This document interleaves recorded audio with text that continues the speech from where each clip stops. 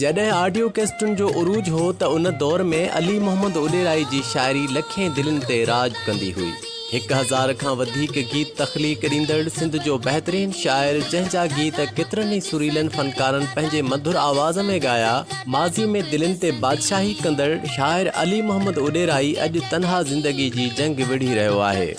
अली मोहम्मद उॾेराई हिकु तरफ़ बीमारी त ॿिए पासे मासूम बच्चनि जी कफ़ालत जे ग़म में भोॻे रहियो आहे। पर सिंध जेका सुर संगीत जे क़दरदाननि जी धरती आहे, पर अॼु अली मोहम्मद उॾेराई जी निंधड़काई हालत ॾिसी इहो चवण में हर्ज न थींदो त वया मोर मरी हंच न रहियो हिकिड़ो।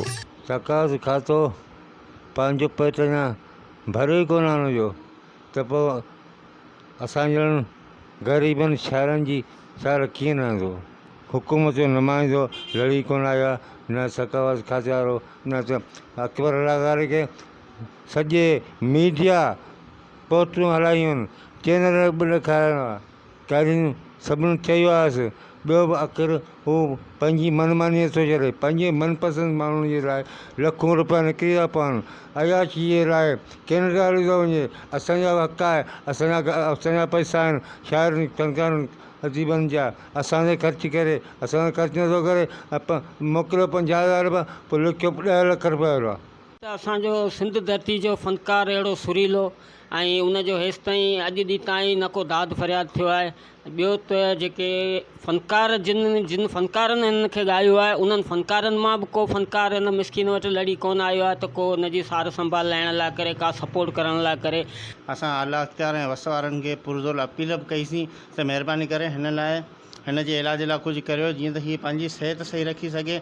ऐं हिन जे घर में तक़रीबन 8 बच्चा आहिनि हिन जा, जंहिंमें मासूम 6 नियाणियूं 2 पुट अथसि, ऐं पंहिंजे घर जो ख़र्च बि अलाए कीअं थो हलाए, हुनखे ई ख़बर हूंदी।